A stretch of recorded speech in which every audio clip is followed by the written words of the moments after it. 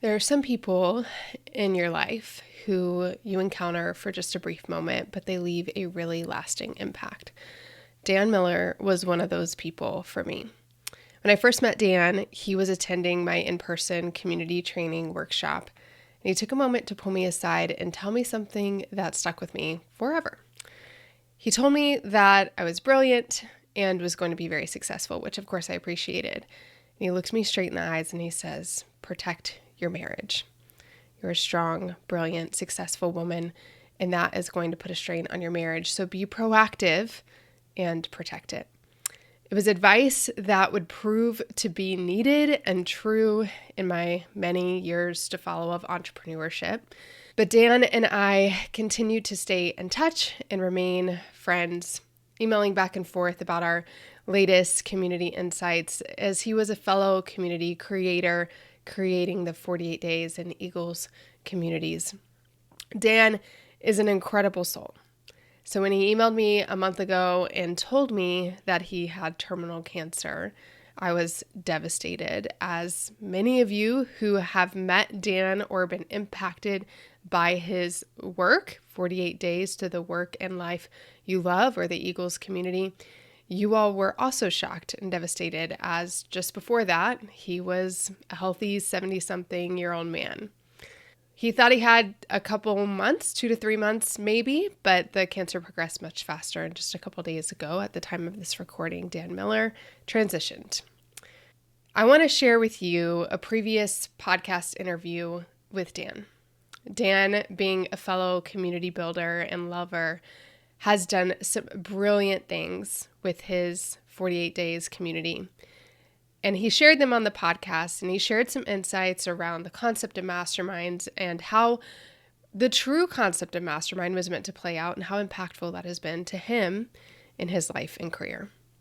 So we are replaying this episode for you today in honor of my dear friend Dan. I hope you enjoy. Have you ever desired to create truly collaborative, one where you're not the only expert in the room, where the entire world and ecosystem of that community isn't weighing on your shoulders, where you feel like you can actually take a vacation and people will still be getting results and having a great time inside of your community? Well, my friend Dan Miller is an expert at this. In fact, he has an incredible community called the 48 Days Eagles community that is truly collaborative in nature. And we're going to dive into how he created that, how it plays out inside of various deliverables, for example, like his Monday mentors. And we're just going to go into all sorts of things community because Dan has been in this business for a very long time. You may know him from 48 Days to the Work You Love. But what a lot of people don't know is that he is absolutely a genius when it comes to creating community and connection. So he and I are going to geek out, and you are not going to want to miss it.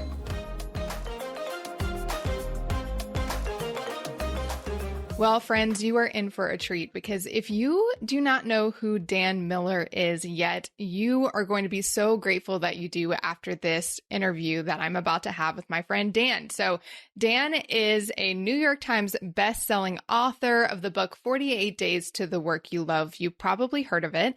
And through the book, which was the catalyst for all of this, he's been able to impact the lives of millions, whether that be through his podcast, which is always in the top 1% of podcasts, whether that be through the book itself or through his 48 Days Eagles community, which is what we're going to be talking more about today.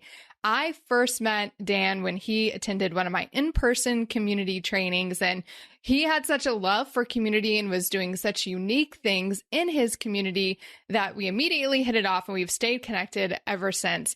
And we're going to be talking about one strategy in particular that he does using mentors inside of his community. There were literally thousands of things we could have talked about today, but it was like, we have to pick one. So this is the one that he picked, and it's a strategy that any one of us can use. So I can't wait to dive into this with you today. Dan, thank you so much for being on the podcast. Hey, my pleasure. Always enjoy conversations with you, especially about an interest that we have in common, that being communities.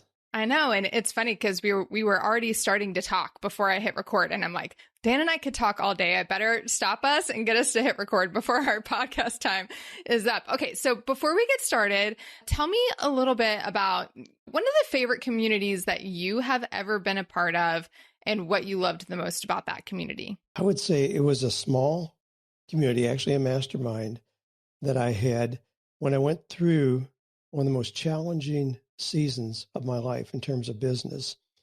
But it was a community I put together with my good friend Dave Ramsey. We modeled it after another group that I had invited him into. And so each of us chose 5 other guys to be part of it. So it was a small group of 12. We met every Wednesday morning for 14 years. Wow. And during that period of time, Dave and I were both growing our businesses. The other guys in there were as well, other people in there whose names you'd probably recognize. And we just helped each other, support each other. I love that idea. I've always been a fan of masterminds. You can see I've got a copy over here of Think and Grow Rich, where Napoleon Hill talked about the power of a mastermind. So I've done a lot of study of that. You know, what he did with that concept, people like Henry Ford, or Andrew Carnegie and all the, and then studied more contemporary people, well, even like Benjamin Franklin, though, who at 26 years old started the Junta Group in Philadelphia. And the power of that small group, out of that small group came our first public library, the first paved roads, the first fire protection system, the first public hospital. All those were things that came out of that little group that he put together. So I'm a big fan of community and the synergy that comes from thinking together, supporting each other, and growing together. Oh, I love that. I think there was, it's slipping my mind right now, but there was a classical writer who did the same thing with a lot of other writers as well. And they were able to do a lot in the art space. So the fact that you didn't just see that opportunity and go, I'm going to start this paid mastermind and do all these things for all of these people, but you really understood the concept of getting like-minded people together who were on a similar journey and meeting consistently. The fact that you all met on a weekly basis. There's so many masterminds now that meet quarterly, which is great, but there's so much life that happens in a 90-day period that you really can't go super deep if you're not having that consistent meeting. So I love that you guys did that. And I'm sure because of that, that's part of what allowed you all to be together for 14 years, which is amazing. It is. It was 14 years, and it was such a critical time for each of us in the life of our business and our families, because we were all younger then. So it was just magical. And it really, I continue to study the power of community. So having a community was not just an afterthought. Well, I need to add this to the product suite that we have, at 48 days. So it's one more thing, one more revenue generation. No, it's a core principle that I've been living in for years and years and years. As a very young entrepreneur, the power of community, the power of coming together. And one of the things that amazes me is that we see a lot of entrepreneurs who really think that being an entrepreneur means you do everything yourself. Mm-hmm. And so they are isolated. That's a horrible, horrible recipe. And it's going to put a ceiling to your growth really quickly. So there's got to be some way that you're connected with other people whose skills complement your own, whose talents can help you accelerate your success more quickly. Yeah, it's that whole self-made millionaire concept, which just kind of makes my skin crawl a bit.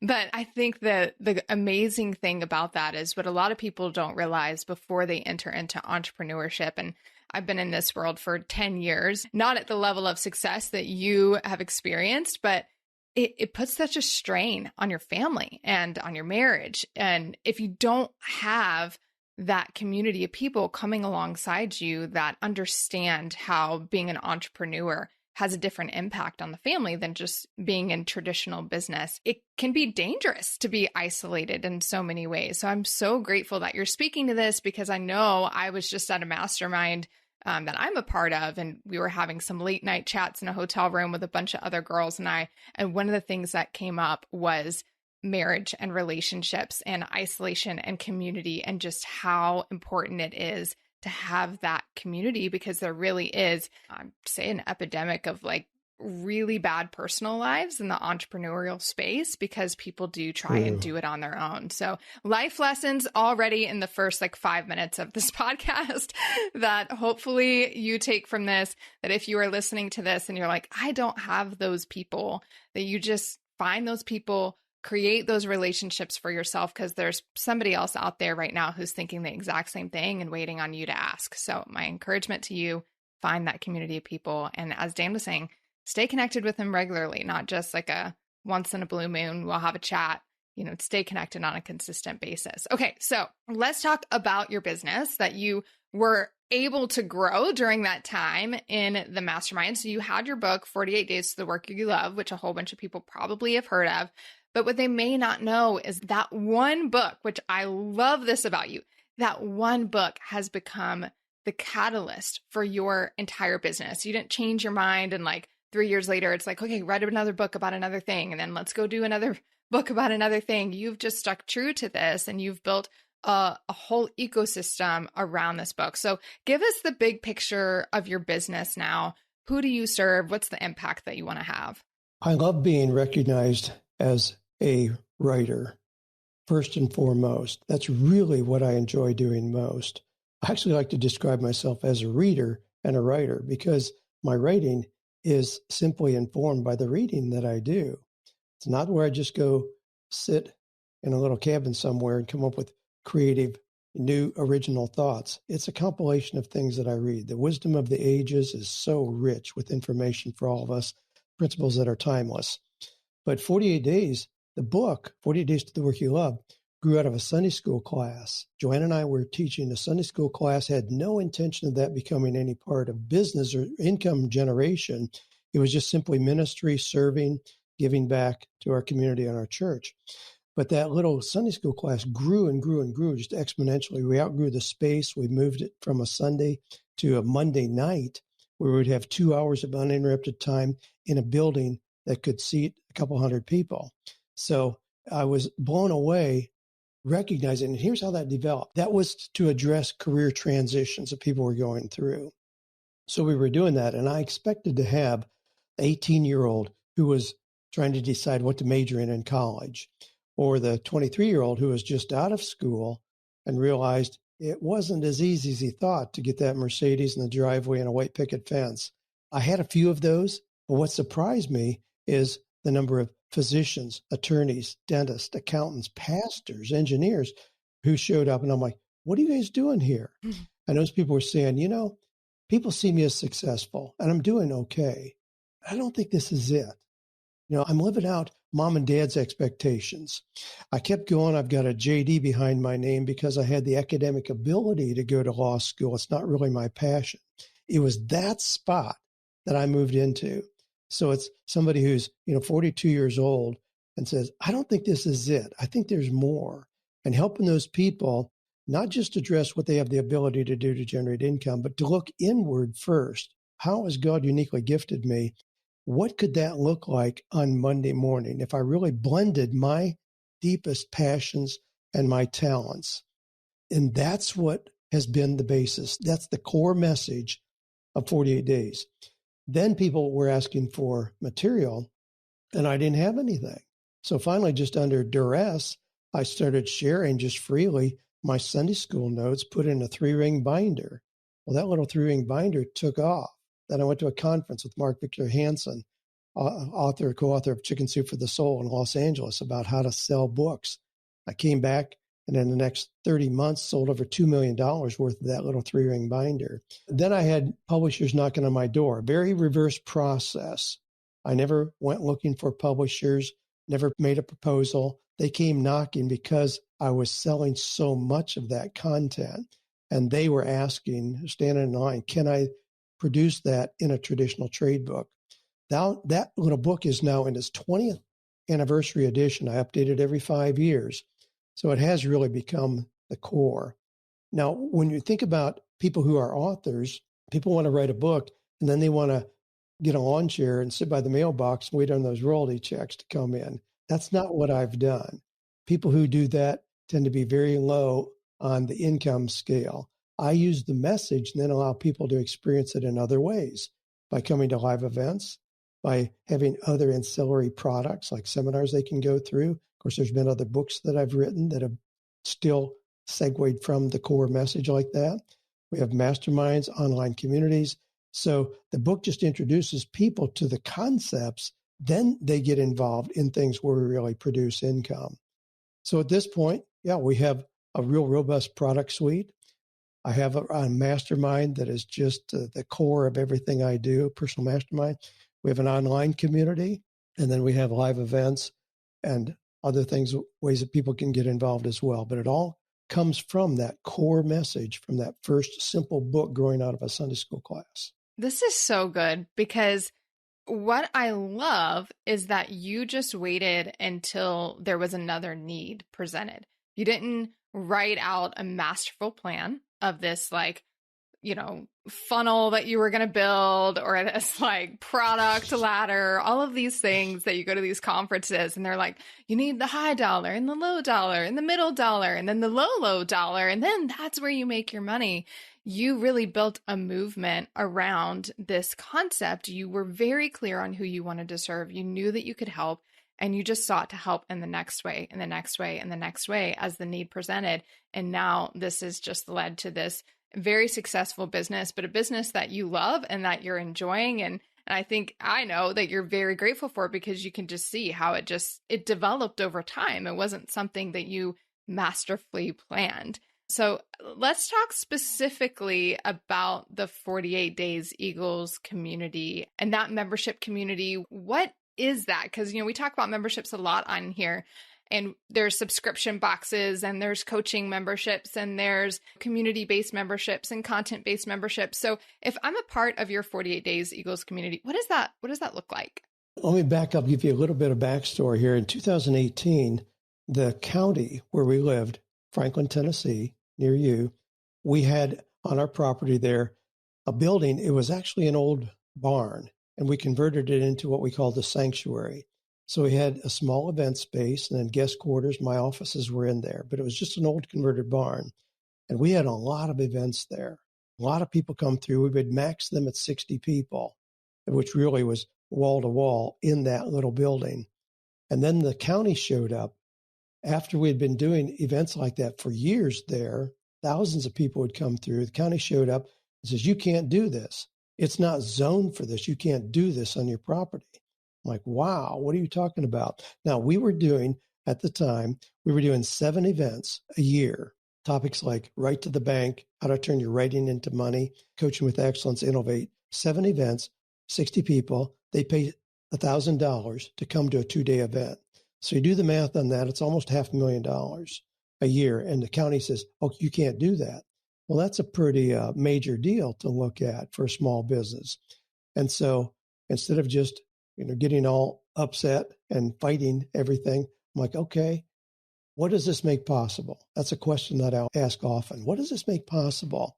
I said, how could we continue to have people who come together, encourage each other, support each other, like we would see in those small events? Maybe we can't have them in the same building. Would there be a way to do that in another way?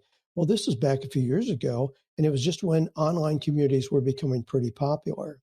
I purchased Stu McLaren's course, went through that, and we started 48 Days Eagles, trying to get the best advice and help I could in terms of how to do that, and just opened it up and started having people come to that.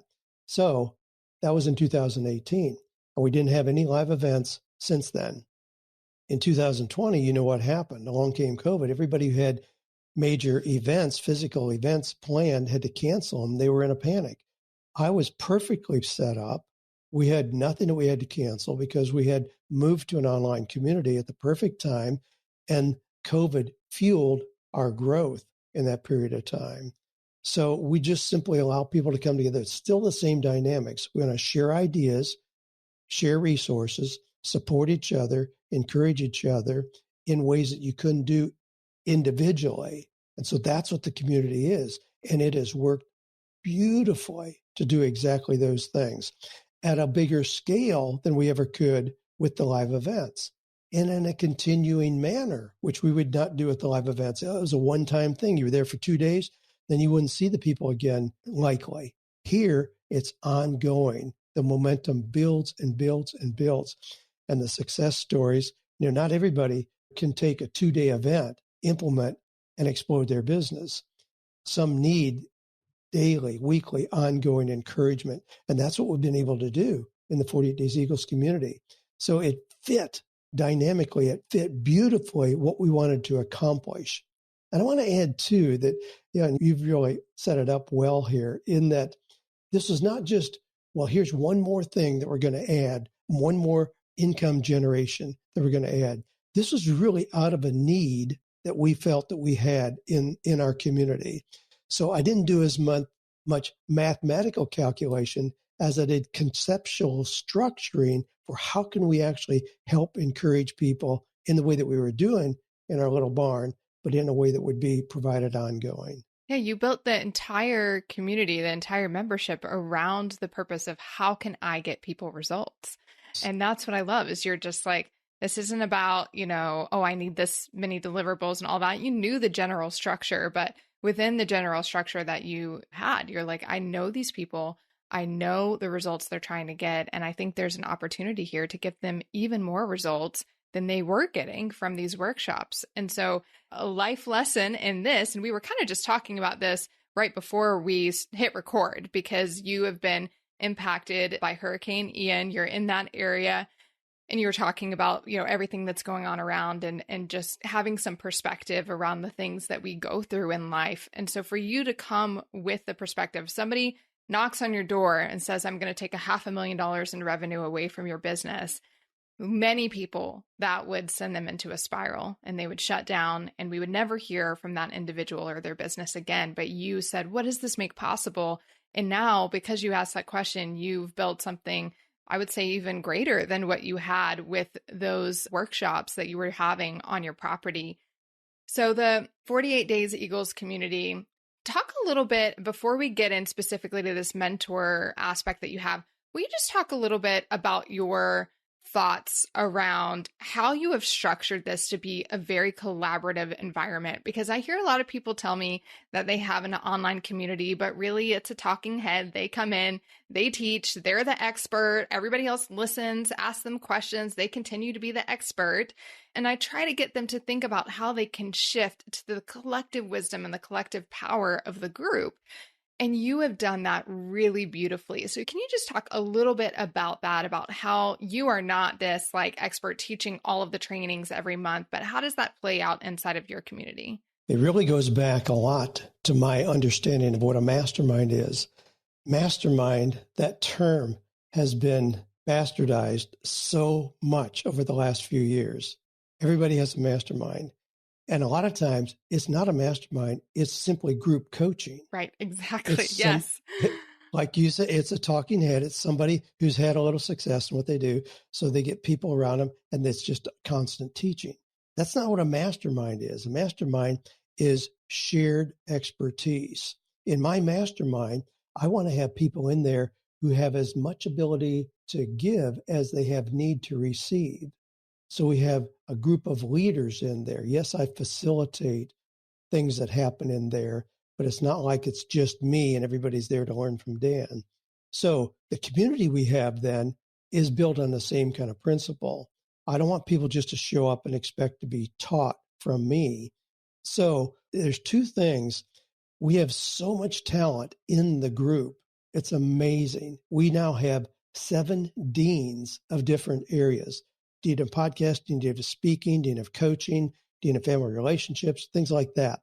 Those are people in the community who we simply recognized as leaders, and we elevated them to the position of dean. We often have members who speak to our whole community in what we have and what you're referring to are Monday mentor sessions. Monday mentor sessions. Every Monday for 1 hour, open call to the community. We have somebody on there who shares an area of expertise that's going to help people grow their businesses more quickly. A lot of times those are one of our deans. As a matter of fact, we give them the opportunity twice a year to make sure that they are our Monday mentors in there. Now, what that does, we want it to fuel their business. So if somebody's known as our dean of coaching, her name is Giovanna, and Giovanna Ellison, people recognize her as an expert. People are going to go to her for coaching that they need. If somebody wants to grow their speaking business, they're going to go to Kent Julian because he trains speakers. So it's not like I want to keep everything captive. The only place they learn, get knowledge is just in that group. No, we're providing a ripple effect where a whole lot of people are able to build and scale their businesses, which is what we want for everybody. So we're a lot more open. A lot of communities don't allow people to talk about their businesses and what they're doing. Well, that's not true in our community. We encourage people to tell us what you're doing. Right now, we're compiling a list of people who have tangible things that could be purchased as Christmas and holiday gifts.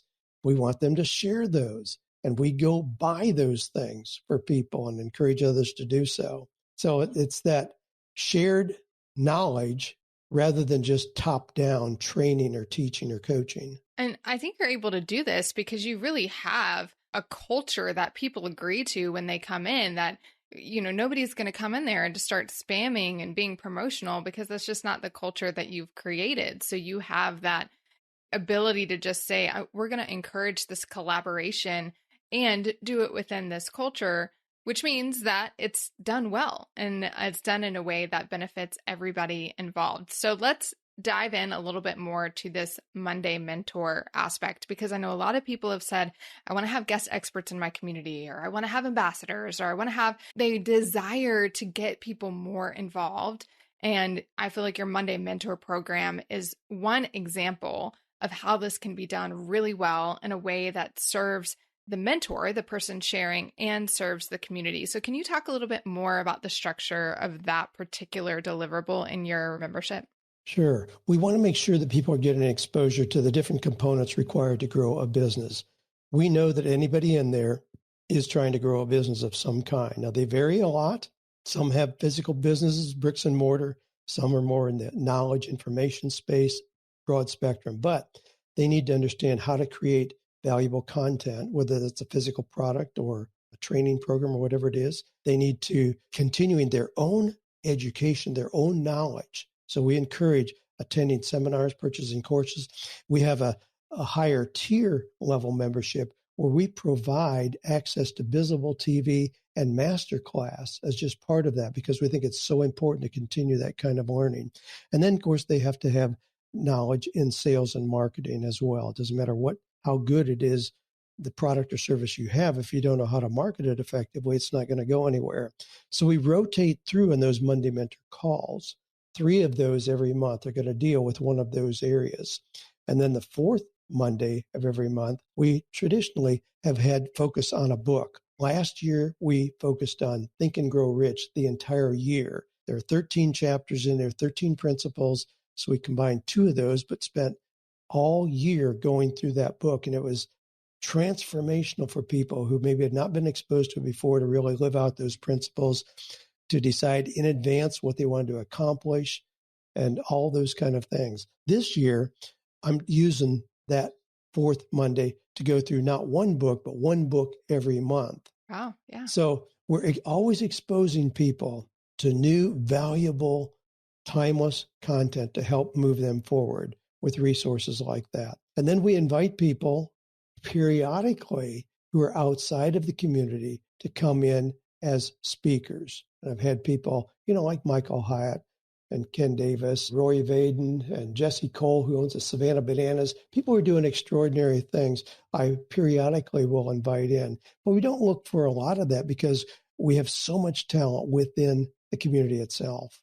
And we want to validate and embrace that. Yeah, I love that you do that. I mean, outside experts who have expertise in an area that maybe you haven't found inside of your community, or like you said, like somebody like Jesse Cole, who's just so unique. You're not going to find another one like him. So he has something unique to bring, but that you really want to elevate the members of your community. And I've had a lot of people inside of my program or clients be a little hesitant to do that because they don't want to put people on a pedestal. Like, what if they start taking people from my community? And you just have this abundance mindset that I feel like has served you so well. So can you tell me a little bit more, as specific as possible, around the structure of those calls? Is it a Facebook Live? Is it a Zoom call? Is there Q&A? Are they an hour? Are they teaching with slides? Is it just a discussion? I like to give people almost a blueprint for how they can turn around and do this in their community. And I know my community and they're going to say, well, no, but how did they do it? How long was it? Was it a Zoom call? Was it Q&A?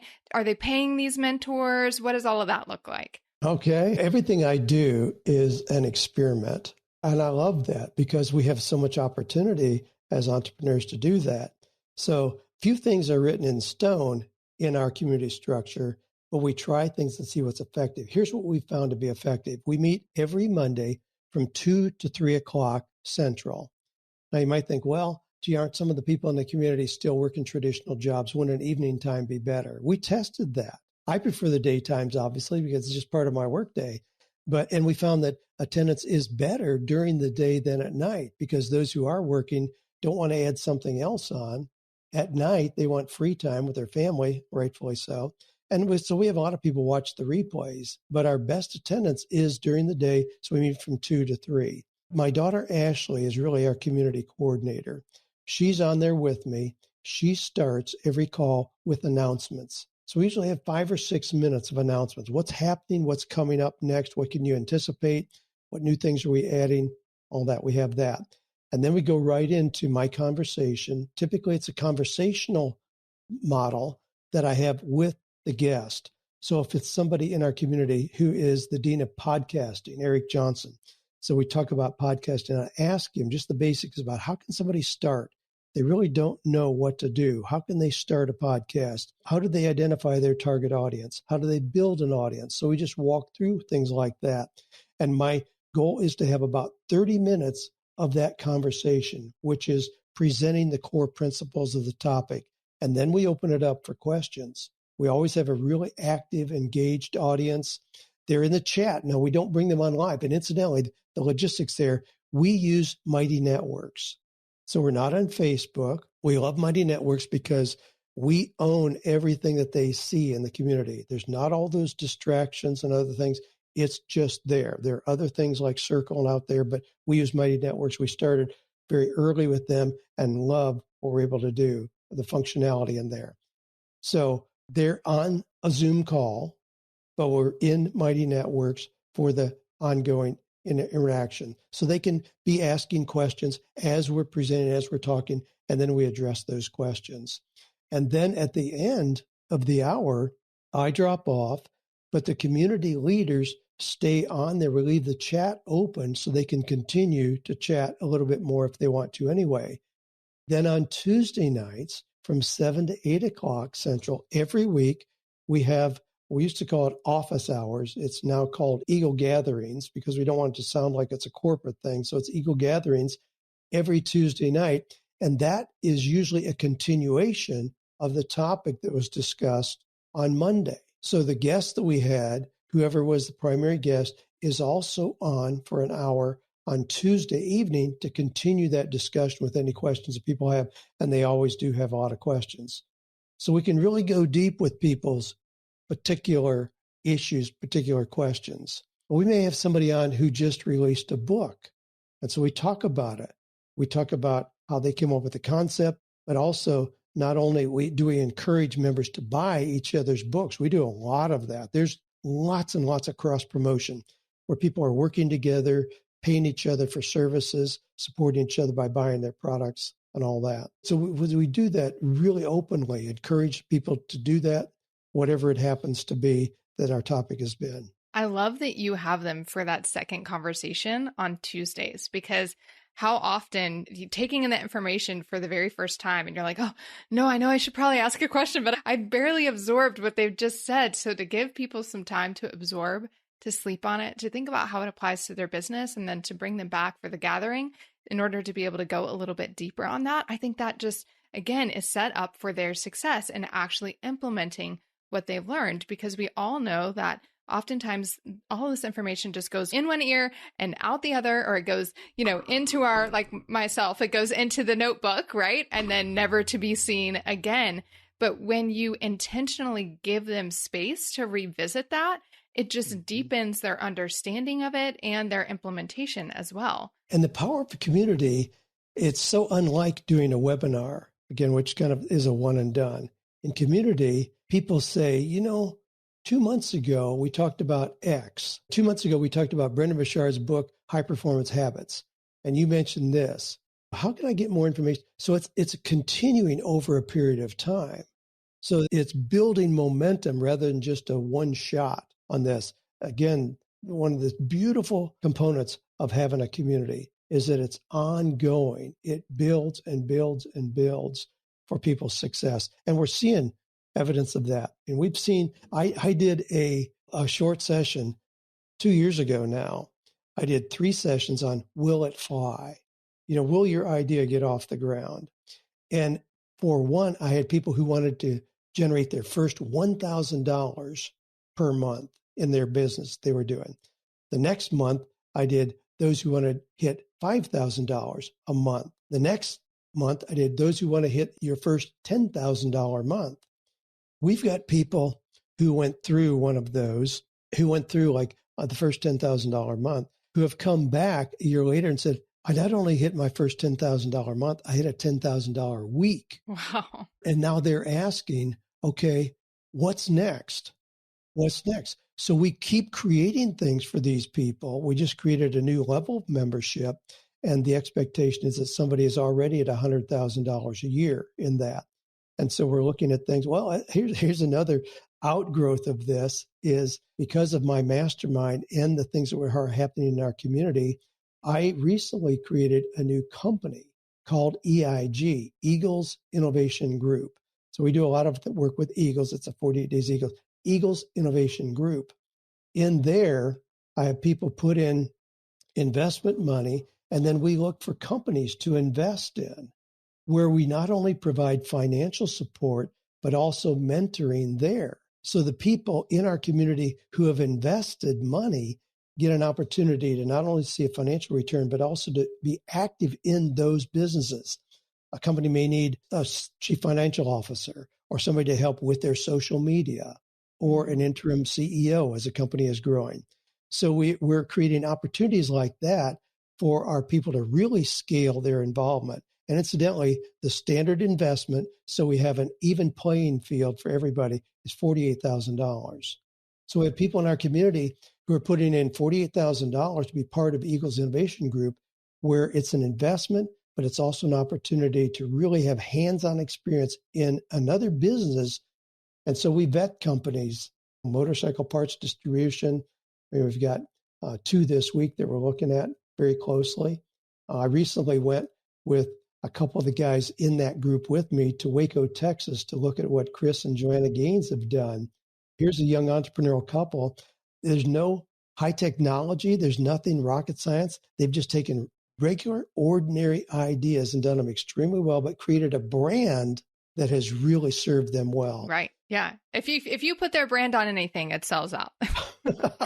So we've got things we brought back with us, but I want our people in our community to be exposed to the best models there are out there. And those are some of the ways that we're doing it. And I just keep staying ahead of the curve in terms of what they're asking for as we raise the bar for things that we're able to do.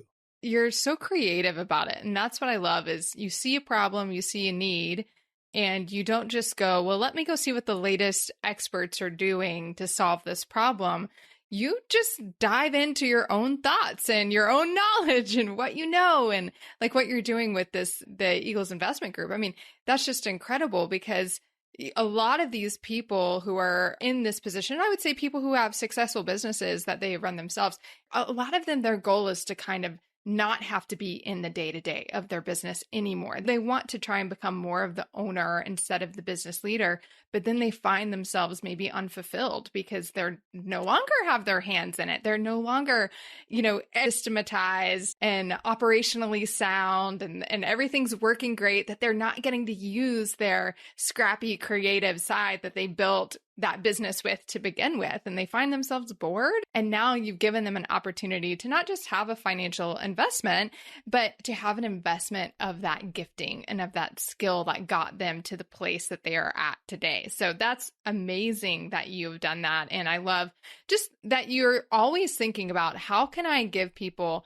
the opportunity to contribute? Because you know this, I know this, that It's at the core of our desire as humans to want to be able to not just be valued, but to provide value and to contribute. And that's where people create belonging. You hear all the time people say like, oh, we want to create belonging inside of our community. And I always ask the question of like, how are people able to contribute to the cause? Because that's where I feel like I truly belong, to know that I am a needed and valued member of this community, and you do a really good job of creating that opportunity amongst your members. We had a gentleman who is pastor. He's Hispanic, pastor of a small church in New Mexico.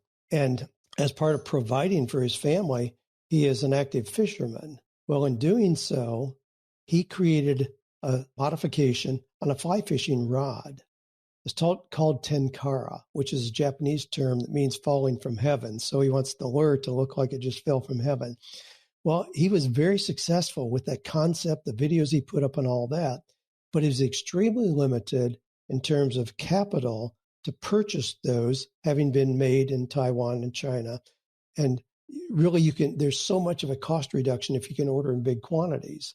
So we were able as a community to come around him and help him tap into resources, allowed him to make a major purchase, which reduced his cost almost by half, to then elevate his business, and we can all celebrate together. So we're doing really active things like that to help our members succeed. And everybody can see that then. And in the celebration, they're inspired. It increases their confidence. They're like, wow, he's where I want to be 3 years from now. So there's a real surge forward in this. Now, I know a lot of communities are focused on things other than business building, but ours is specifically for that. And we want everything in there to come back to that. We want to help people thrive in their own businesses. And I think you can apply this concept to cooking and knitting or whatever it might be. In my work, I have been continually surprised at the competitive nature of hobbies. It's kind of interesting to hear people talk to me about the competition that happens within their communities that are really craft-based or hobby-based even. And so I think making sure that we are stewarding a culture that is supportive, that is encouraging, that is abundance mindset, meaning that we can create so much more together than we can trying to do it on our own. I just think that is so important and valuable. And you have talked about numerous ways that you have done that inside of your various communities. So if I am listening to this, no matter what kind of membership I have or community I have, and you were to leave me with one piece of advice that would help me start shifting my community from this me focused, I'm doing all the trainings, I'm doing all the engagement inside the community, I'm leading all the calls, like I'm the one, which is where a lot of people are when they come to me. They're burnt out, they don't love their business anymore, they don't love their community anymore, and they can't quite figure out why. And usually when we boil it down, it comes down to that one factor that they have tried to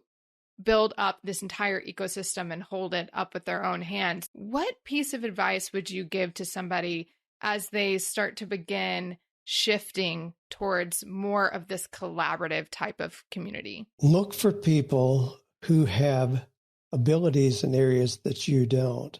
So it complements you. If everybody is just trying to be a clone of who you are as a community creator, it's going to limit what you're ever able to accomplish. But I look for people whose skills far surpass my own, just like having deans in 7 areas. Those people all have levels of expertise in those areas far surpass mine. So it is that collaboration. It's not just Dan Miller fans. It's the collaboration of knowing to come together, the access you get to ideas and resources and competent people. But I think that's what you're alluding to here, is where somebody feels like they lead, they initiate every idea. I mean, when something is posted in our community, my goodness, before I see it, it usually is going to have 8 or 10 really competent answers to that from other people in the community. And I don't feel any need that I have to go in there and do that. Last week, Joanne and I were on a cruise. I mean, most people in our community don't even know that we were. It wasn't like all of a sudden things stopped. Nothing stopped. Nothing changed at all. everything continued just as it is. So I can easily step in and out. Now, I love the engagement in there, but I don't feel any pressure to be the one provider for everything that has value in there at all. So I think it would be that. Don't be intimidated. Don't feel like you're going to lose control or have your own impact diluted by bringing in other competent people. Surround yourself with people who are excellent in what they do, and you'll build the value and credibility of your community. I think what you said there was just so powerful. You said, don't be afraid that you're going to have your impact diluted. And I think if the impact that you have had is any indication as to what happens when you create this kind of collaborative environment and collaborative community, it only makes your impact exponential, right? Because it's the impact of the community and what you've created. So Dan, thank you so much for chatting with us. I feel like we could keep going, and we probably will. I'll have to have you back on the podcast because there's so much more we could talk about. And I want to hear about EIG group as that develops. But I want people to be able to connect with you. And I think there's a few different ways. I mean, definitely your podcast. So tell them about your podcast. But I know you've kind of curated a lot of these ideas that you've tested to help create more connection inside of your community into a guide.